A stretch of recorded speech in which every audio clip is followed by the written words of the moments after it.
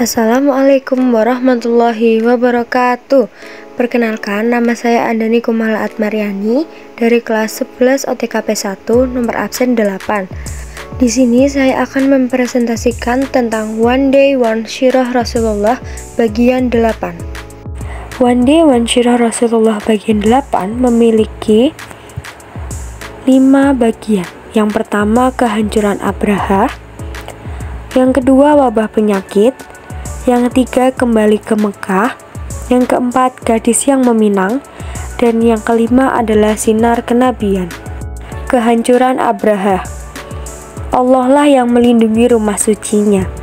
Ketika pasukan Abraha bergerak mendekat, gajah Abraha berhenti. Sekeras apapun Abraha memukulinya, gajah itu tetap duduk tenang. Bahkan akhirnya berusaha berjalan lagi ke arah Yaman. "Maju, maju! Apa yang terjadi padamu?" bentak Abraha pada tunggangannya. "Dalam berbagai medan pertempuran, belum pernah kamu mengecewakan aku seperti ini. Kamu bahkan tampak ketakutan. Ada apa sebenarnya?" "Paduka, ada yang datang dari arah laut," teriak seorang prajurit sambil menunjuk-nunjuk panik.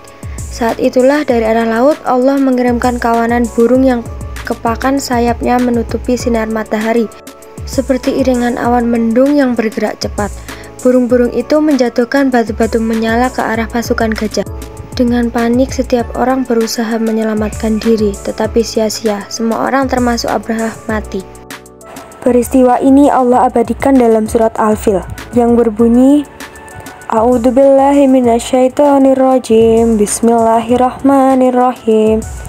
Alam tara kaifa fa'ala rabbuka bi ashabil fil.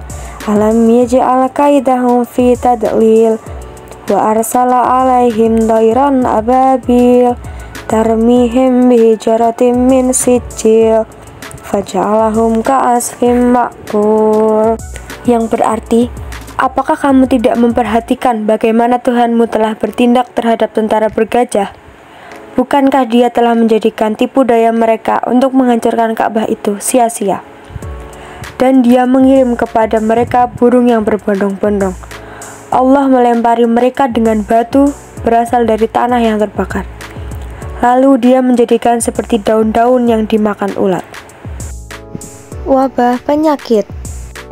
Sebagian ahli tafsir berpendapat bahwa yang dibawa burung itu adalah kuman-kuman wabah penyakit cacar. Dalam beberapa hari saja, seluruh pasukan mati dengan tubuh rusak seperti daun dimakan ulat. Abraha berhasil kembali ke Yaman, tetapi tidak lama setelah itu ia pun mati seperti pasukannya. Kembali ke Mekah. Abdullah bin Abu Muthalib tidak jadi disembelih karena telah ditebus ayahnya dengan 100 ekor unta.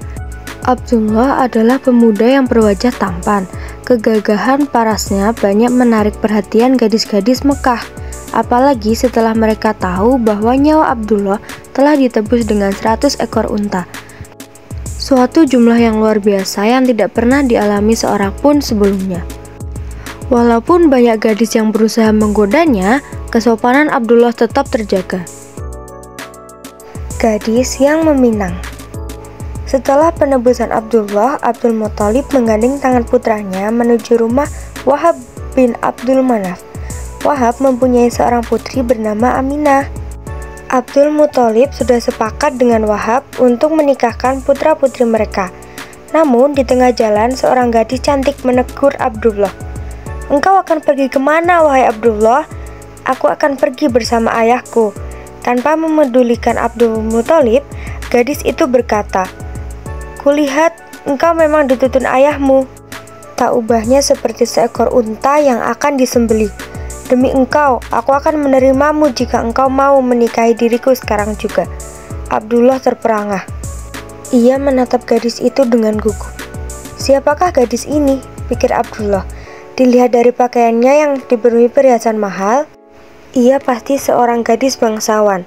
Matanya yang hitam memancarkan sinar yang teduh seperti yang biasa dimiliki gadis-gadis berperangai lemah lembut dan penuh kasih sayang. "Apa yang harus kukatakan kepadanya?" Ketika Abdullah menoleh kepada ayahnya, Dilihatnya Abdul Muthalib memberi isyarat agar Abdullah terus melangkah dan tidak menggubris sang gadis. "Aku bersama ayahku. Aku tak kuasa menolak kehendaknya dan berpisah dengannya." Abdullah kembali berjalan bersama ayahnya. Hatinya dipenuhi rasa iba dan simpati kepada gadis yang ditinggalkannya. Hari itu juga Abdul Muthalib datang ke rumah Wahab bin Abdul Manaf. Mereka sepakat menjodohkan Abdullah dengan Aminah. Keesokan harinya, Abdullah bertemu lagi dengan gadis yang kemarin. Abdullah menyapanya. "Mengapa engkau tidak menyapaku seperti kemarin?" Gadis itu menjawab dengan ketus. "Sinar berseri-seri yang kemarin kulihat pada wajahmu sudah tidak ada lagi. Karena itu, sekarang aku sudah tidak membutuhkanmu." Sinar kenabian. Sinar berseri-seri yang dilihat sang gadis pada wajah Abdullah, menurut sebagian ahli sejarah, adalah sinar kenabian yang akan diturunkan Abdullah kepada putranya. Ketika Abdullah sudah dijodohkan dengan Aminah, maka gadis itu sudah tidak lagi berharap akan memiliki putra yang kelak menjadi nabi. Sekian dari saya. Wassalamualaikum warahmatullahi wabarakatuh.